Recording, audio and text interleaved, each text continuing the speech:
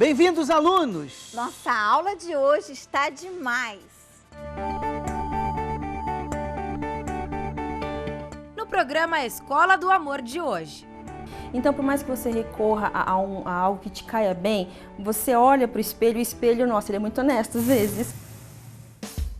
O complexo de inferioridade é um problema que atinge muitas pessoas e que, infelizmente, pode influenciar o indivíduo de forma negativa. Eu era muito pequena, sempre fui muito pequena, então todo mundo me chamava de anã, de baixinha, era um caos, assim. No Laboratório do Amor, o casal Paulo e Maria, casados há 6 anos, estão em clima de amizade. E uma coisa que eu acho que deixou a gente muito distante, que a gente se tornou, acho que, muito amigo. Sim, mas você me cobra, mas você não faz nada para isso mudar. Não saia daí, porque a aula de hoje já começou. Se sentir triste de vez em quando devido a algum contratempo, isso é normal. Porém, é preciso tomar cuidado para não ficar triste demais e se sentir inferior às outras pessoas. E se você chegou a esse ponto, fique bem atento, pois o tema de hoje é Eu Não Me Amo. Você se considera uma pessoa feia? Muito magra ou muito gorda? Não gosta do seu cabelo? Muitas pessoas já sofreram ou sofrem por causa de algum tipo de complexo e perdem a autoestima e a capacidade de reconhecer as suas próprias qualidades. Muitas vezes nos deparamos com pessoas que demonstram ter uma total confiança em si mesma. Mas se observarmos melhor, percebemos que, na verdade, são máscaras para compensar o sentimento de inferioridade.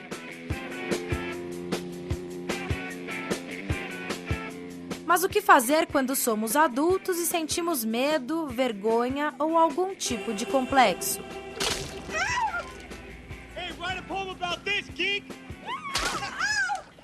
Quando alguém chega no complexo de inferioridade, é porque alguns complexos, outros que podem ser físicos, por exemplo, eles já foram muito acentuados.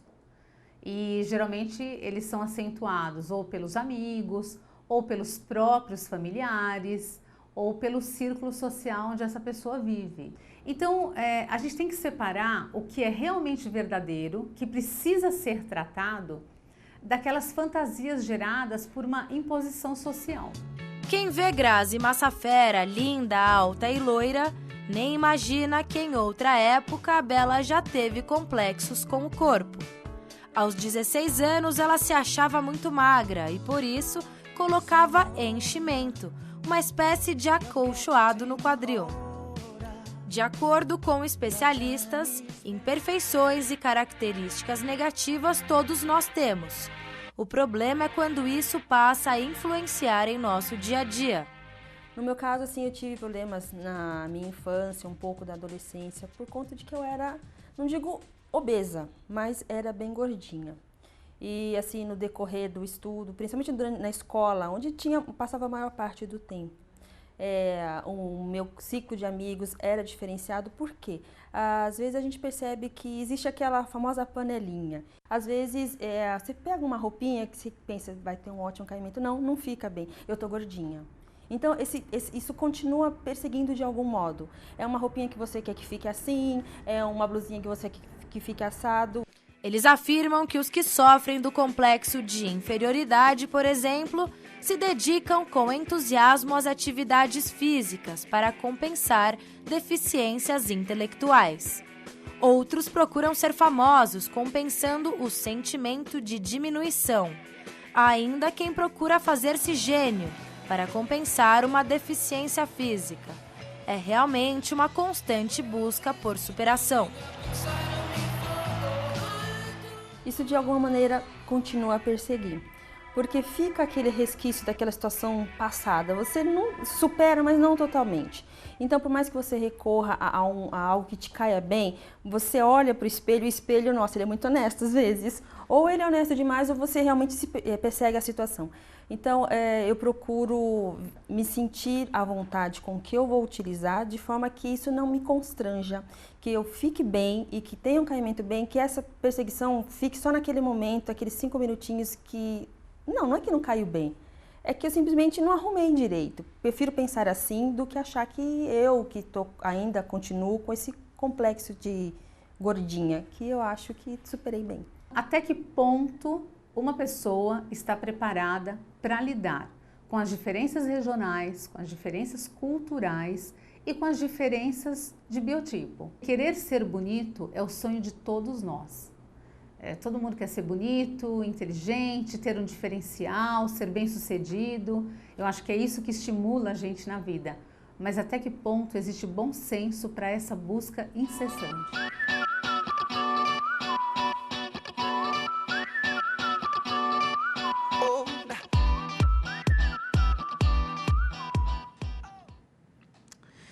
O complexo de inferioridade pode se manifestar de algumas formas. Uma delas é a anulação da personalidade. Hoje em dia não faltam regras para atingir o sucesso. Ser estudado, bonito, inteligente, esperto, moderno, sorridente, ter uma excelente companhia ao lado e, de preferência também, que tenha todos os requisitos para alcançar o tão desejado status. E claro, se alguém não tem algo assim, o que lhe resta é a sensação de que vive um irremediável fracasso. Em muitos casos, a pessoa acaba se isolando e tendo uma percepção muito negativa a seu respeito. E isso pode paralisar a vida.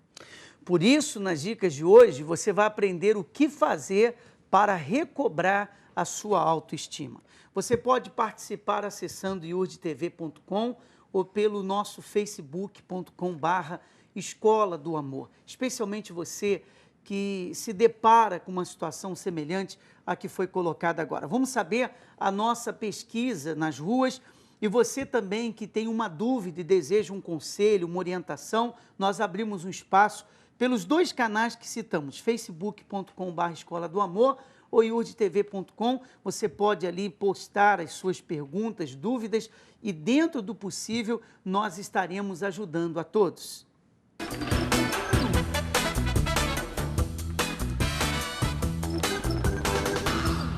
Você já sofreu algum tipo de complexo? Já, quando eu era pequena eu era bem gordinha, na verdade. E tinha até amiguinho meu que me chamava de Mônica, porque eu era baixinha, gordinha e dentuça. Daí eu cresci, eu comecei a cuidar mais da dieta, tudo. Agora eu cuido bastante, já comecei a treinar, já. E hoje, com certeza, eu não sofro mais desse complexo. Já, o complexo de ser gordinha. Eu tinha por causa do óculos. Então, você usa hoje em dia, está superado? Superado. Eu era muito pequena, sempre fui muito pequena, então todo mundo me chamava de anã, de baixinha, era um caos, assim. Sofri muito por causa disso, mas hoje já tô totalmente superado. Tá superado e o salto alto ajuda também. Com certeza, sempre no pé. Eu sempre usei óculos e eu tenho muito grau, então meu óculos sempre foi muito grosso e todo mundo sempre me brincou comigo com isso. É muito triste, mas agora eu tô de lente, tá ótimo. Bom, sou de Fortaleza, nordestina, e morei 7 anos em São Paulo. E esse preconceito é horrível e sofri preconceito justamente por isso, pelo meu sotaque, a forma que eu falava. E meus amigos me repetiam e eu ficava super constrangida, mas passou. Tenho o maior orgulho de ser nordestina e da minha cidade. Eu sempre fui muito magra e a mais alta da turma, né? Então todo mundo ficava falando, Olivia Palito, Girafa Cris, vários apelidos. E daí era triste, né? Chato. Era chato, né? Porque as crianças sempre falavam 4 olhos, essas coisas. Eu senti vários, gente. Eu era pequena, usava óculos, tinha dente torto e ainda era nordestina. Tudo junto em uma coisa só. E qual desses complexos mais afetou na sua vida? Gente, eu acho que era o óculos e o dente. Mas nada que depois que a pessoa cresce, a pessoa usa lente, a pessoa bota aparelho, fica tudo bem. Quais eram as brincadeiras que seus amiguinhos faziam com você, por exemplo? Fundo de garrafa, cegueta. Vamos brincar de cabra cega, tá com a Ellen sempre. Hoje eu vivo do meu corpo sendo magra mesmo. Estava falando com as meninas há pouco que hoje não é um problema para mim ser magra. Ao contrário, eu preciso de estar magra mesmo para poder trabalhar. E eu sou feliz, assim. Na aula de hoje nós temos um casal aqui, ele que é descendente de estrangeiro, não é isso? Isso. Filho, né? Filho de árabe. Muito bem. O casamento de vocês, como era, Fabiana? Não, o casamento em si, hoje em dia, está sendo, mudado, foi transformado. Mas no começo foi difícil, o meu namoro, porque assim, tudo começou que meu pai e minha mãe, né, separaram. E minha mãe traiu meu pai. Então, aí eu já comecei, né, desde essa época, a pensar que... Ia viver a mesma história. Isso. E nem todo mundo tem a sorte, né, eu achava, de ser feliz.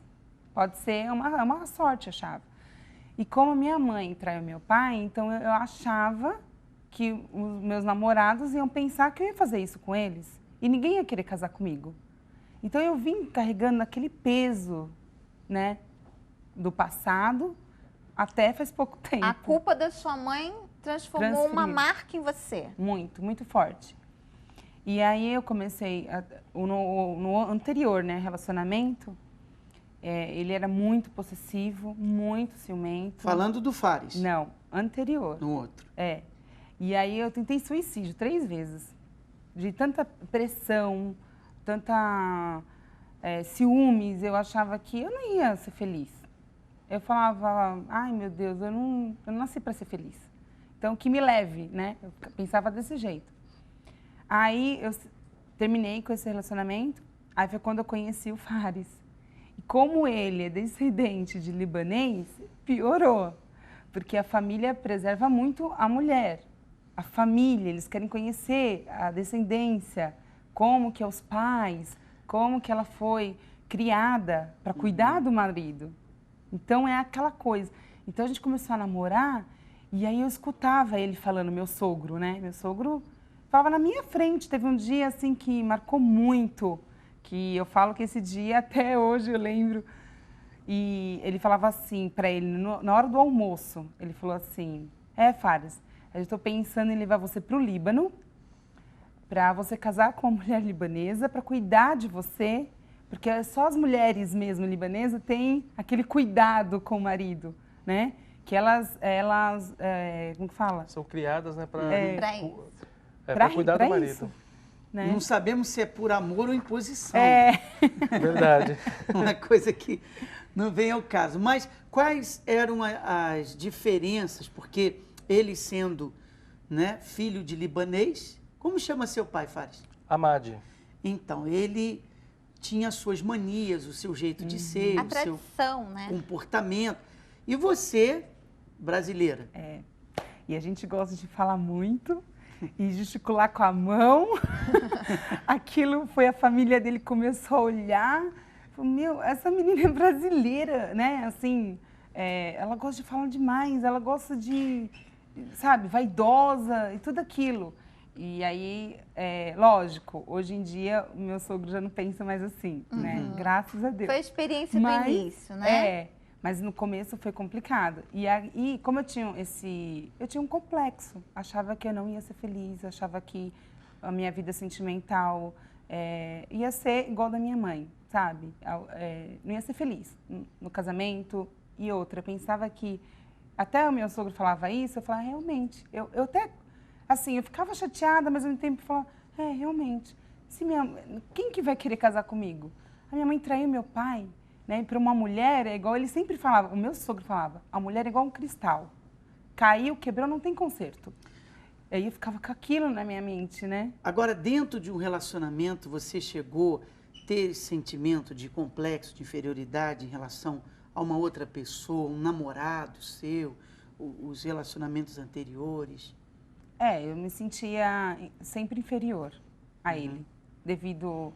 Mas com o Fares, né, que eu falo. Com ele? Que eu sentia bem inferior a ele.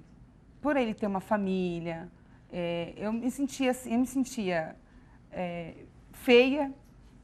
Quando você começa a ter complexo, aí começa a sua mente, ela começa a puxar tantas outras coisas que você nem imagina. Aí eu me achava assim, diferente deles. Eu achava que eu era do outro mundo. Mas eu também acho que você, Fares, via essa diferença nela também. Ela também é diferente de mim. Não, no começo, né? No começo que meus pais falavam, não, filho, você tem que casar com uma mulher da sua descendência, a gente tem que unir as famílias. Então, o que acontece? Eu aí começava até a balançar, falava, pô, meu pai tá falando, mas eu gostava dela. Então, ficava aquele conflito entre mim, né? Ficava brigando comigo mesmo. Falava, será que é verdade?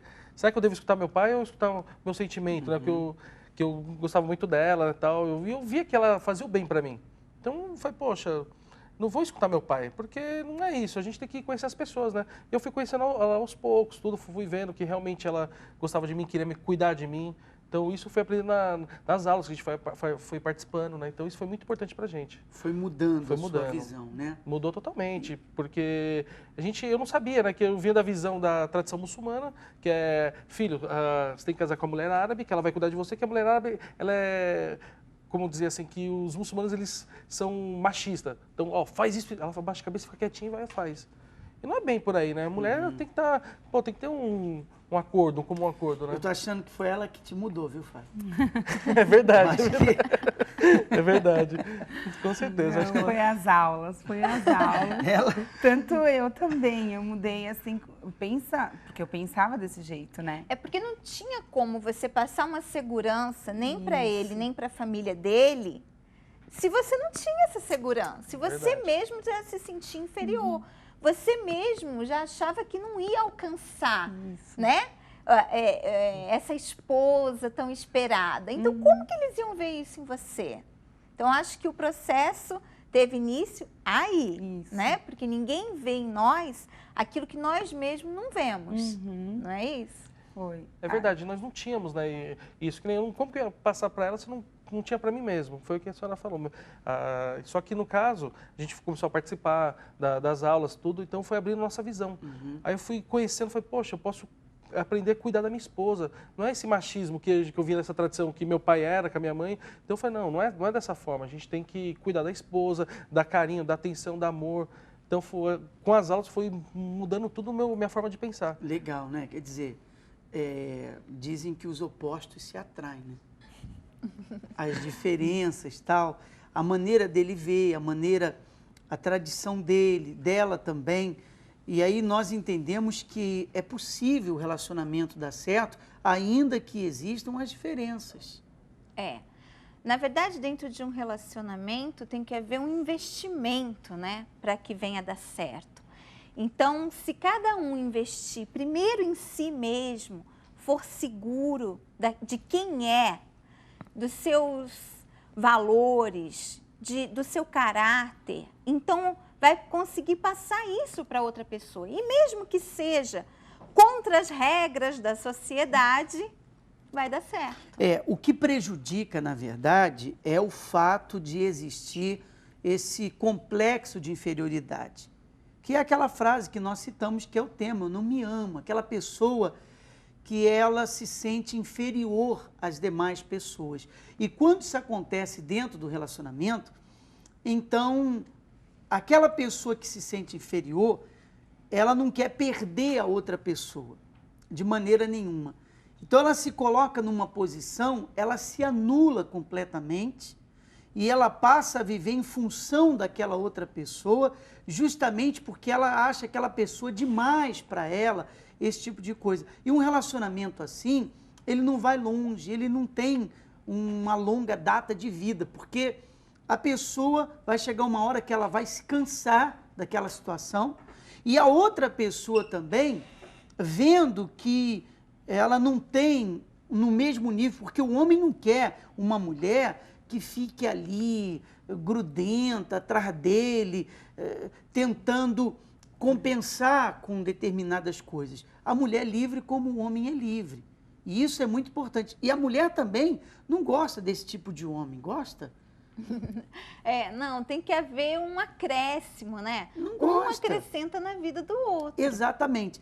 O complexo de inferioridade, ele prejudica muito o relacionamento. Eu quero ajudar uma pessoa aqui, a Geni, ela diz assim, olha só, estou com um problema que não sei se é realmente grande ou se eu estou fazendo ele se tornar grande, diz ela. Estou casada há 9 meses. 9 meses. Está em lua de mel ainda. E de vez em quando meu marido dorme na casa da mãe dele. a empresa dele é lá. E às vezes quando chove, ou quando ele tem que trabalhar até mais tarde, e também quando diz que está muito cansado. A mãe dele gosta de afirmar para mim que ela está em primeiro lugar na vida dele. Ela já até me disse, mãe é em primeiro lugar na vida do filho. E eu acho que ele deveria mudar isso e não alimentar isso nela. O que faço? Isso me entristece, pois já até falei para ele que eu não acho isso certo. Olha, Geni, preste atenção. É um grande erro da parte dele e da parte dela também. Quando acontece o casamento, então o pai, a mãe, os irmãos passam a ser parentes. Família é o marido, a esposa e os filhos, se tiver filhos. Essa é a família. Quando se envolve no relacionamento, a mãe, a sogra, o pai, então aquele relacionamento, ele começa a ficar desestruturado, porque um fala uma coisa, outro fala outra, e se percebe que ele é influenciado pela mãe. Isso também é muito negativo. A mãe não pode ser e estar em primeiro na vida dele, de jeito maneira. Primeiro Deus, acima de tudo, isso é óbvio, e depois a esposa ou o marido. E isso é importantíssimo. Se isso continuar, se ele continuar tendo a mãe como primeiro, e ele mostra isso nas atitudes, então você tem que conversar com ele, porque o casamento de vocês, com certeza, vai piorar. Às vezes a pessoa diz assim, pior do que está não fica, pior é que fica. Primeiro você abaixo de Deus, e depois vem a família. Família é ele, você e filhos, eu acredito que vocês não têm, pelo menos você não colocou aqui. Fora isso, é parente. E não pode haver essa influência de maneira nenhuma, senão prejudica de fato. Só tem que tomar cuidado com a forma com que ela vai colocar isso, né? Porque se ela chega nele impondo, não vai surtir o efeito. Não é medir força com a mãe dele, desejado. Não é isso. Exatamente, é conscientizando, né? Passe a conscientizá-lo, mostre para ele como que deve ser, pegue os ensinamentos, as dicas, o livro, vai passando para ele. Faça com que ele perceba, porque se você for num tom de imposição, então a reação vai ser negativa, certamente. Não é medir força de maneira nenhuma. Acho que é por isso que existe tanta piadinha de sogra, né? É verdade. Uma maldade com as sogras. Não, é complicado. Por isso que é igual, né? A gente aprende nas aulas que a gente não pode, principalmente a mulher, impor isso. É uma forma de afrontar, de destruir. De vez de ela ajudar, ela tem que ser com jeitinho. Eu aprendi nas aulas isso. Uma coisa que a brasileira, ela tem de falar, eu sou decidida, é isso, isso e isso, né? E aí peraí, não tá dando certo isso com ele. Aí eu comecei a ver as aulas, falou, a mulher tem um jeitinho, tudo que ela pede com jeitinho, ela consegue. Então, assim, saber falar, eu falava para ele, eu não queria assim, eu não tô gostando, o que você acha? Isso que é legal. O que você está achando? E o legal também, eu perguntava para ele, o que você acha que eu tenho que mudar? O que você acha que seu pai gostaria? E sua mãe? Porque eu não conhecia, ele é filho, né? Ele vivia o tempo todo. Então, assim, não é afastar da minha sogra que vai melhorar. Pelo contrário. Então, eu falava assim para ele, não, a gente tem que se unir, né? E unir com os pais dele para mostrar que eu não quero tirar o filho dele dela. Pelo contrário, eu quero acrescentar. Então, e aí eu fazia isso com o pai dele. O pai dele falava assim, Fares, não tem horário, hein, para trabalhar. Porque na área jurídica, né, de sábado, domingo, não tem passeio. Se você quiser passear com a sua namorada, já explica para ela desde já. Então, aquilo foi me assustando.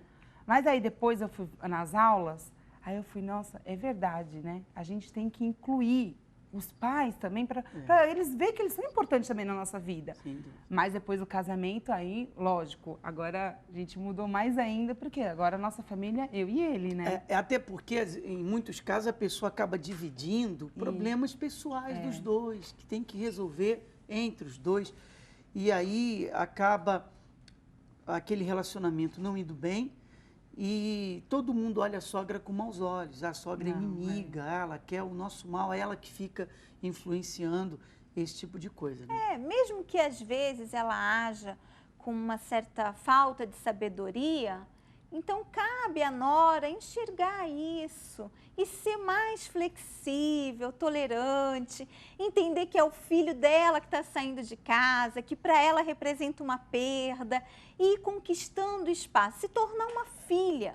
Eu acho que isso faz parte. Você buscou se tornar uma filha, alcançar as expectativas deles, né? Muito. Igual, datas comemorativas. Ele não era muito de comprar, né? Homens, em geral, não é muito de comprar presente, de agradar. Esquece. O que eu fazia? Não, vamos... Ia no shopping, comprava um presente, fazia agradar. Por mais que ela sabia que era eu que comprava, né? Mas ela falava, obrigada, meu filho. Mas aí eu falei assim, aos poucos eu fui conquistando. Tinha coisas que ela falava, magoava na hora, eu ficava quieta. A melhor resposta é o silêncio. Não que ironia, é igual eu falo, não adianta você ir na casa dela e ficar batendo pé, fazendo cara feia, não. Com humildade. E outras, tem que pôr no lugar dela, eu sempre me pus, eu falei, realmente, ela na cabeça dela, ela tá pensando, tá perdendo ele, eu vou fazer o contrário, se fosse eu queria o quê? Que ela, vamos supor, uma nora fizesse por mim. Eu queria que ela ficasse de domingo comigo, com meu filho, para mim estar mais perto. Então, vamos lá, né? De sábado, vamos. Chamava ela sempre. Por mais que ela falava não, nunca não, tudo não, né? Verdade. Vamos ao shopping, eu falava para minha sogra. Vamos ao shopping comigo, né? Porque ela, para incluir ela, porque ela teve 2 homens. O sonho dela era ter mulher. Então, eu falava assim, vamos, Edna, comigo. Tratar ela como uma mãe, porque querendo ou não, a sogra, você tem que pôr como segunda mãe, não como a sogra. Tem né? que ser a segunda, não inimiga. Não inimiga, né? Isso. Então, assim, eu fui conquistando. No começo foi um pouco difícil? Foi. Porque a gente, querendo ou não, faz um pouco na marra. Tem que ser assim. Aí depois foi natural, foi conquistando, né? E a gente conquista as pessoas assim, em geral. É igual eu falo para ele, por que no serviço, quando eu trabalhava de funcionária, eu fazia de tudo pelo chefe? Agradava o chefe, o chefe pedia uma água, água, pedia um negócio, fazia tudo correndo, agradava com um sorriso, por mais que você não queria. E por que umas pessoas próximas de você, principalmente o marido. O marido, né? Você não vai fazer isso. Eu já vou voltar com vocês, eu acho que vocês vão precisar voltar aqui num outro programa, porque o nosso tempo é resumido. Nós vamos ao intervalo, daqui a pouco no laboratório nós vamos ajudar também um casal e voltamos então concluindo aqui com o Fares e a Fabiana.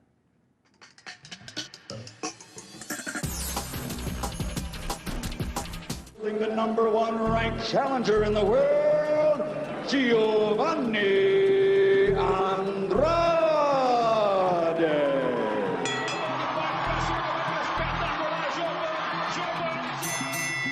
Eu sou Giovanni Andrade, campeão mundial de boxing na categoria Super Galo. Nasci na cidade de Tapetinga, vivíamos no sertão da Bahia, lugar árido, seco. Lá faltava tudo. Como o sonho de todos os nordestinos, um dia vir a São Paulo e aí conheci o sofrimento. Eu pedia, eu engraxava sapato, eu apanhava bastante nas ruas. Então eu procurei uma academia, queria treinar somente para me defender.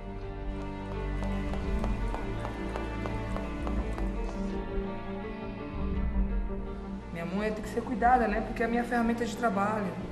Eu preciso dela, né? Para lutar, para vencer, trazer meu pão de cada dia. Você imagina se você tem a tua mão quebrada, você não vai poder lutar.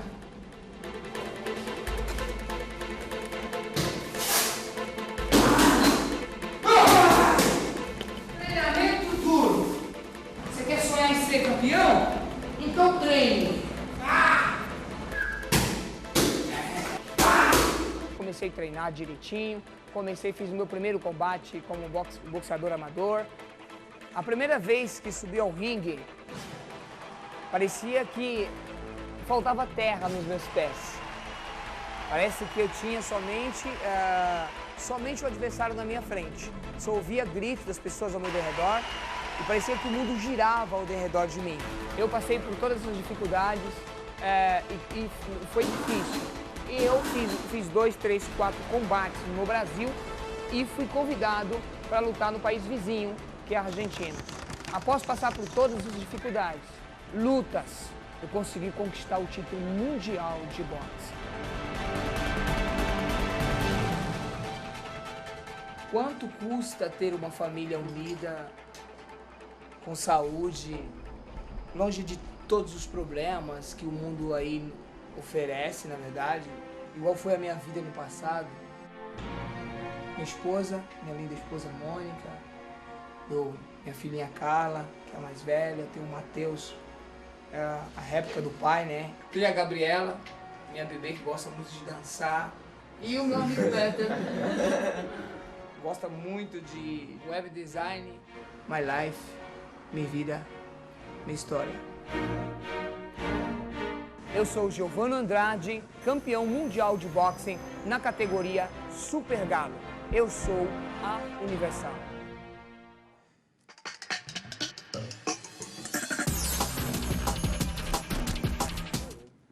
Estamos de volta e Fabiana recobrou a autoestima. Hoje você se ama. Com certeza. E é amada também, né? É a primeira coisa, né? Primeira coisa, né? A nossa autoestima. Eu conquistei, né? Isso foi conforme as aulas foi passando. Eu fui aprendendo muito a mudar em primeiro lugar, a se valorizar. E aí, consequentemente, isso ele foi percebendo e nosso relacionamento foi mudando cada vez mais. E nós fizemos o casamento blindado também. Aprendemos as ferramentas que, né, hoje muito importante. Ainda até hoje está lá na nossa sala e a gente passa de vez em quando, sabe? A gente dá uma revisada. Fares, felicidade no relacionamento. Ah, com certeza, né? Encontrei a mulher que eu sempre quis e hoje eu aprendi que eu tenho que fazer ela feliz. Não só eu, mas principalmente ela. Olha, eu quero agradecer a participação de vocês. Gostaria de conversar mais, mas o nosso tempo realmente é reduzido. Nós vamos agora ao laboratório, trazendo um caso do Paulo e da Maria. Paulo tem 32 anos e é casado com Maria, de 25. Apesar de estarem casados há apenas 6 anos, esse relacionamento está em clima de amizade. Paulo diz que ele e a esposa estão muito distantes no relacionamento. Eles se tornaram muito amigos e isso acabou com o romantismo. Maria concorda e relata que nem o beijo é mais como antes, mas ressalta que o relacionamento chegou a esse ponto por causa do marido. Eu acho que o que você teria que mudar é que você é muito estressado, sabe? Você, quando eu vou te cobrar uma coisa, vou falar, aí pronto, você já vem com com muitas pedras pra cima de mim, ou você fica no silêncio eterno. Aí você não se manifesta, isso que me deixa mais nervosa com você. Eu me sinto, às vezes, um intruso dentro de casa. Porque eu chego, eu vou sentar na cama e você fala que não pode, eu vou tirar o chinelo, você não deixa eu colocar. Então, dentro da minha própria casa, eu não posso fazer alguma coisa que me deixe à vontade. Mas você vai sentar na cama todo sujo, todo suado? O que custa você chegar, tirar o tênis, guardar o tênis lá e tomar banho? Quando voltar do banho, senta na cama. E uma coisa que eu acho que deixou a gente muito distante, que a gente se tornou, acho que, muito amigo. Até nas brincadeiras que a gente faz, do jeito de um falar com o outro, acho que acabou, assim, o romantismo ficou um pouco longe de nós dois. Então a gente brinca, às vezes até xinga o outro na brincadeira mesmo assim, então a gente perdeu aquela coisa daquele clima de casal, daquele romantismo, a gente perdeu um pouco e ficou, acho que assim, mais muito amigo do que marido e mulher, eu acho. Eu também acho, você. Mas por sua parte. Porque quando a gente se separou e depois a gente voltou, eu vi tanto interesse do seu lado, até o seu jeito de me tocar, o jeito de fazer as coisas pra mim. Só a coisa de você ir lá comprar um bombom, uma bala, e me trazer, nossa, aquilo pra mim sabe, eu já me abro pra te dar um abraço, pra te tocar diferente, pra te dar um beijo, que faz tempo que a gente não dá um beijo. o nosso beijo hoje é um beijo de um estalinho, de adolescente. Não, mas isso quem te cobra sou eu. Sim, mas você me cobra, mas você não faz nada para isso mudar. Você fala, muda, vamos, você nunca mais me deu um beijão. Mas e o seu? Você vem tentar um beijão comigo? Mas é não. por isso que eu tô falando, porque a gente perdeu o romantismo de casal. A gente se tornou amigo dentro de casa. Mas muitas vezes isso me incomoda, mas você sabe que eu não falo. O meu problema é não falar, porque são coisas que eu sinto, mas eu não falo pra você. Eu não cobro de você. Eu sinto falta, mas não cobro de você. Eu sei que eu tô errado e não faço nada para que isso desperte em você a mesma vontade que eu tenho que você faça comigo. Eu não causo a vontade em você como deveria. Eu acho que esse é o meu erro. Você não me desperta mais a vontade antes. Por quê? Mas por tudo aquilo que você faz dentro de casa. Porque se você chega em casa, do jeito que você falou, não posso sentar na cama, me sinto intrusa. Você fala isso pra mim, né? Então, eu me sinto incomodada com isso porque eu não tô te fazendo nada demais. Eu não tô te falando coisas que é ruim. Ali é nossa cama. Aí você vai deitar no lençol depois, todo fedido, a suor, a sujeira que você trouxe da rua. Aí isso me deixa sem vontade nenhuma. Não, mas não é só isso. Quando eu falo de sentar na cama, é quando eu entro em casa. É quando eu entro em casa e você... Aí você tá vindo da onde? Não, da mas rua. não tô falando só da cama. Tô falando que eu entro em casa e aí você já começa a dar as coisas para eu fazer, falar as coisas que eu não posso fazer. Não, falar as coisas que eu não posso fazer. Igual esses dias mesmo eu cheguei em casa, você estava no computador, eu fui direto lavar a louça, sem você precisar pedir e não reclamei. Sendo que você estava em casa e eu estava na rua. E às vezes, igual você fala que eu não cumpro com as coisas que eu falo, que eu não cumpro com os horários que eu falo. A gente fala, 9 horas você está aqui? Eu falo, tô. Aí eu chego 9h30, às vezes 10 horas, só que ficar em casa esperando é diferente de estar na rua. Estar na rua tem várias situações que atrasa, que não dá para cumprir os horários, tem muitas coisas para fazer. Sim, tem, mas você quer abraçar tudo junto, você quer fazer tudo junto. Você não deixa, você sabe que tal coisa não vai dar tempo, que você vai me deixar esperando. Você prefere me deixar esperando do que deixar aquela coisa para fazer no dia seguinte.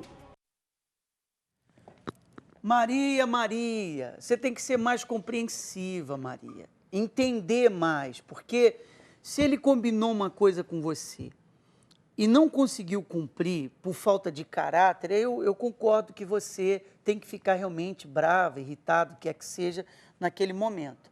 Mas se ele não conseguiu cumprir um horário, por exemplo, e houve um motivo, aí vem a sua compreensão também, né? E vem a parte do Paulo também de avisar, não custa nada, né? Eu acho que é um carinho, uma atenção que valoriza muito a outra pessoa. Ela está esperando e você pensa assim, ela está em casa, não tem nada para fazer. Mas ela está esperando no horário combinado. Então dá uma ligadinha, fala para ela que você vai atrasar, o porquê. Eu acho que vai ser melhor. E você também, Paulo, procura observar isso. Você chega da rua, como ela falou, é uma reclamação dela. Aí você vai deitar suado. Quer dizer, isso é ter um desrespeito para com ela, que é a sua parceira e companheira, né? Mulher nenhuma gosta disso mesmo não, Tem que resolver isso aí, Paulo. Que negócio é esse? Eu, hein? Com quem você aprendeu isso? Não foi com a gente. Não foi na escola do amor. Bom, nós vamos colocar agora mais um mandamento para um relacionamento feliz.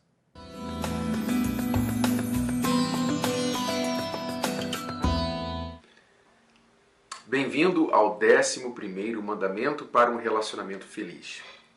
E hoje nós vamos começar a falar de sexo. O assunto que eu suspeito vai ser um dos vídeos mais vistos. Porque as pessoas não somente se interessam muito nesse assunto, mas é um assunto pouco falado também. Agora, quero enfatizar que você realmente, se está vendo este vídeo aqui pela primeira vez, este vídeo é o seu primeiro desta série, saiba que tem 10 vídeos antes desse. E você realmente estaria fazendo a si mesmo um grande favor de ir lá no início desde o primeiro mandamento e começar a assistir todos os mandamentos para um relacionamento feliz. Então vamos falar sobre o mandamento sobre o sexo. Nós temos aqui um novo participante da conversa, ele está dormindo, é o Seven, mas eu acho que a gente não vai falar nada que ele não possa ouvir, né? Esse aqui, coitado, nunca vai ter esse prazer, tadinho. Já está castrado. Muito bem. Então, vamos falar de sexo. O sexo, ele, contrário do que muitas pessoas pensam, ele tem muito a ver com Deus. Por quê? Porque, primeiramente, ele foi criado por Deus. Sexo não foi simplesmente uma maneira que Deus criou para procriação. É a maneira de procriação, mas também de prazer. Porque quando Deus nos criou, Ele fez nossos corpos fisiologicamente preparados para dar extremo prazer durante o ato sexual. Então, praticamente um presente de um Deus, presente, né, para o casal. Ele não estava brincando, ele foi intencional. Como tudo que ele faz e fez foi algo proposital. Para o nosso prazer, para o nosso deleite, para a nossa alegria. Né? Especialmente dos casados. Os bem casados. Como que Deus nos conquista? Como que Deus se relaciona com o ser humano? Deus nos conquista primeiramente por dentro. E então, como consequência dessa conquista, desse conhecimento íntimo, interior, do nosso coração, da nossa mente, o nosso espírito, para com Deus, então nós entregamos-nos fisicamente para Deus. É o que nós fazemos, né? As nossas atitudes físicas, o nosso comportamento físico é regrado segundo a nossa crença em Deus. O nosso dinheiro, nós fazemos nossas ofertas, damos os nossos dízimos, que é uma coisa física, mas é resultado de uma conquista interior. Primeiro veio uma conquista interior. Deus nos conquistou aqui dentro, no nosso coração e na nossa mente, e como resultado dessa conquista, então ele teve a nossa entrega física. Corpo, dinheiro, tempo, comportamento, atitudes, todo o nosso físico foi entregue nas mãos dele depois que ele conquistou o nosso interior. Né? E a mesma coisa acontece no sexo, ou deveria acontecer. Principalmente com os solteiros, né? Porque às vezes a pessoa pensa que o sexo é para qualquer um. E que o prazer do sexo está aí, é disponível para quem quiser. Só né? porque ela tem a habilidade física, ela pode fazer sexo. Só que não foi assim o plano original. E você vê como que não dá certo essa mania, esse hábito, né? Que nós temos hoje muito mais do que antigamente, mas sempre foi assim. Sempre teve pessoas que pensaram que não precisava de estar num compromisso para ter sexo, né? O problema é que não tem essa conquista interior. O sexo começa a ser um ato físico, somente físico. É uma coisa bem assim, temporária. Então, quando tem, tá bom. Quando passa, passou. Não criou nada entre as duas pessoas, não fez nada ali de bom para aquelas pessoas. Acho que alguém está acordando aqui. Não criou nenhum bond, né? Nenhuma ligação. Nenhuma ligação. E acaba que fica sendo o que você talvez pense do sexo. Uma coisa banal, uma coisa corriqueira. Apesar de não ter criado uma ligação íntima, profunda, sentimental, mas o sexo sempre tem um resultado interior também, mesmo que negativo. Como as pessoas que vivem ou já viveram com várias experiências sexuais, elas vão se tornando feridas por dentro, ou então se tornando insensíveis por dentro. Já não tem mais sentido, não tem mais valor, elas começam a ficar anestesiadas por dentro e sentimentalmente. Então, realmente não há como escapar desse envolvimento interior. Quando a pessoa coloca o sexo físico na frente da intimidade interior, ela mesmo assim acaba se prejudicando. Mas, no relacionamento íntimo, e por isso que Deus reservou, ele aconselha que o sexo seja reservado para a cama conjugal, a cama do casal.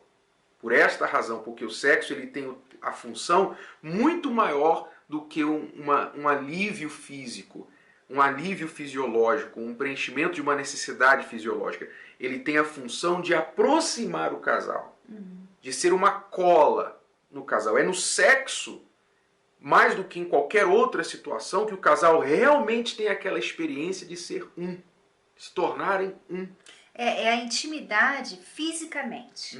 O sexo é o resultado desse conhecimento íntimo, porque é tipo o resultado, o que dá de você conhecer aquela pessoa tão bem é o sexo, é o prazer de você ter aquela pessoa naqueles momentos, e que são momentos que não são somente prazeres físicos, mas é na alma da pessoa, é na alma do casal.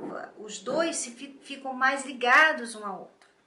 O sexo, na verdade, o ato físico do sexo é a reta final. Mas toda a corrida, todas as curvas, todo o circuito começa nessa intimidade anterior, né? Então, quando você tem o ato sexual, você está simplesmente comendo a cereja do bolo. Mas antes da cereja vem o bolo.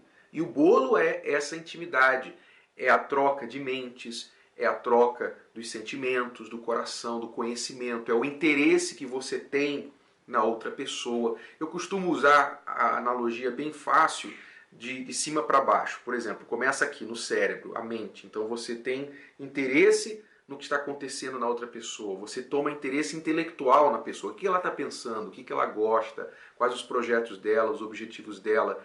Então eu me interesso mentalmente pela mente dela. Aí, claro, os meus olhos admiram o visual, o corpo. Eu me deixo admirar e eu me deixo levar na minha mente pelo que eu vejo. Então, eu admiro o físico da minha esposa, ela admira o meu físico. Aí vem o ouvido, né? Você ouve, você dá ouvidos à pessoa, você põe valor, importância nas palavras, no que a outra pessoa tem a dizer, nas opiniões da pessoa. E isso não é na hora do sexo não, tá? Isso é durante o dia todo. Né? Toda a preparação, toda a vida do casal tem que ser assim. Por favor, não faça isso durante o sexo, porque não vai dar certo. Exatamente, né? Então, vem o ouvir, depois vem o falar, você falar palavras doces. Tem casais que trocam palavras duras o dia todo, depois chega a noite e quer ter um momento de intimidade, não vai acontecer. Então, suas palavras preparam, levantam, animam, encorajam, elogiam a outra pessoa. Vem para os seus ombros, que é a companhia, é a amizade, você tem companheirismo, você está ao lado da pessoa nos momentos mais difíceis, você está ali presente, você não é ausente. Então, ombro a ombro com a outra pessoa, tem o coração, os sentimentos, tem as mãos, que é o toque, é você ter o afeto físico. Então, toda essa combinação que começa da mente, né, ela é dirigida pela mente, vai criando uma intimidade, né? Vai preparando um ao outro. Agora você imagine o oposto, que é o que muitos casais fazem. Não pensam um no outro, né? Pensam na mente, não querem ouvir o que o outro tem a falar, não querem falar coisas boas para o outro, né? Não quer admirar, não admira, não percebe, não vê a beleza do um do outro. Não senta ao lado do outro. Não senta, não toca, enfim. Não tem a companhia, a presença. Então você vai ver que aí o sexo realmente é uma chatice, Ou uma então canseira. por isso que às vezes muitas mulheres usam desculpas que dão dor de cabeça, ou então porque estão muito cansados, porque na verdade o homem, nem o homem é assim. Não dá para ligar aquela hora, né? Vou ligar agora pra gente ter sexo. Não é assim. A mulher também tem que saber isso do homem. Se ela fica constantemente criticando, anulando o marido dela, ela também não pode chegar à noite e colocar uma lingerie e pensar que tá ótimo, que ele vai ligar. Então, vocês têm que estar ligados no íntimo um do outro. Começar o sexo no íntimo, conquistar o interior para depois o físico ser consequência. Então, não fique preocupado ou não fique recorrendo, pensando que o que está faltando no seu relacionamento, de repente, você, homem, fica pensando, acho que estou precisando me masturbar para ver se eu agito os meus hormônios, ou então estou precisando ver pornografia, a mulher fica pensando, estou precisando botar umas roupas especiais e tal. Colocar silicone. Pensando no físico. Vocês ficam pensando nas coisas físicas, né? As coisas físicas. Vamos para um motel, vamos... Né? Tem gente que chega a dizer, ter um caso é bom, ter um caso, para poder apimentar a nossa relação, ter uma outra pessoa para de repente a gente apimentar o nosso relacionamento. Tudo isso por quê? Porque por dentro estão vazios. Falta a intimidade do casal. E quem busca o sexo através de estimulações externas, sem que haja o interior, o interno, está fadado à frustração. É a frustração, é temporário. Tá? É uma coisa temporária. Também, né? O vício de depender dessas coisas. Aí é outro assunto. Bom, então fica aí esse mandamento para você. Né? Você fará o sexo de dentro para fora. É uma coisa que faz as pessoas pensarem. Farás sexo de dentro para fora, exatamente. Não vai contar isso sem explicar, sem deixar essa pessoa assistir esse vídeo, que ela vai achar que está se falando aí de alguma outro tipo de acrobacia. Mas então, e é por isso que você que é solteiro ou solteira deve entrar num compromisso de casamento primeiro, para então ter sexo. Por quê? Porque no casamento você está seguro para deixar outra pessoa entrar no seu mundo. Antes do casamento, qualquer coisa pode acontecer. Então você vai dar uma coisa que a outra pessoa não estava pronta para receber. E aí fica difícil você realmente ter a intimidade que você tanto quer. E você que está buscando a Deus, não adianta você buscar a Deus em coisas físicas, como muitas pessoas buscam a Deus na natureza, que é uma coisa física.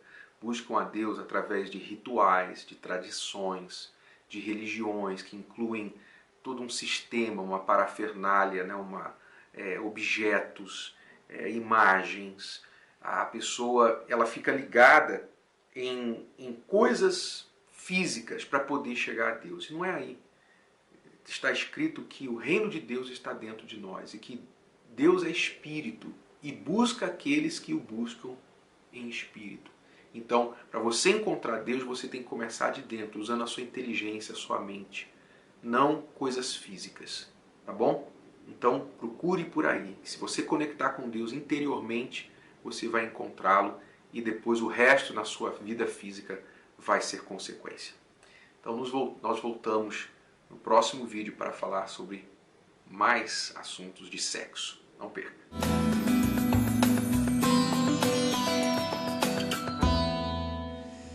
Pois é, assunto importante esse no mandamento de hoje. E agora as dicas, né? Vamos às nossas dicas do tema de hoje. Valorize seus pontos fortes e qualidades. E lembre-se que os problemas são passageiros e que as dificuldades sempre podem ser superadas. Então, para você que está com a autoestima em baixa, você que diz, eu não me amo, preste atenção nisso. Valorize o seu ponto forte, invista em você mesmo, que é o primeiro passo para recobrar a autoestima, né? É isso mesmo. Vamos ver a próxima. Aí está, nunca se compare a ninguém. As pessoas são diferentes e, portanto, suas qualidades e defeitos também diferem entre si. O que uma tem de melhor, a outra não tem tanto e vice-versa. Então, um dos problemas é você ficar se comparando aos outros. O fulano é melhor do que eu. Ele pode ser melhor que você em algo e você pode ser melhor do que ele em outra coisa. Então, não tem por que se comparar. Cada um valorize o que tem de melhor em si. A próxima, Se você está se sentindo mal e não consegue melhorar, busque ajuda em quem você confia e tem condições para lhe ajudar.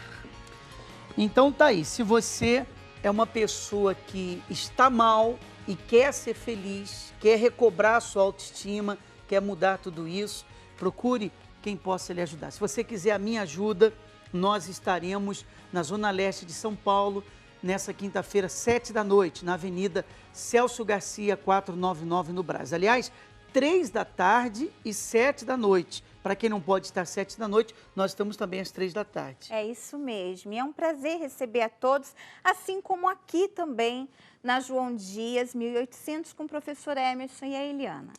Então, se você quiser, faça isso, siga essas dicas, busque ajuda, porque eu tenho certeza que você merece ser feliz e, como tudo que nós mostramos no programa, isso pode também acontecer com você, o casal, os resultados e também as nossas orientações. Chegamos ao final de mais uma aula de hoje. Até a próxima. Tchau, alunos!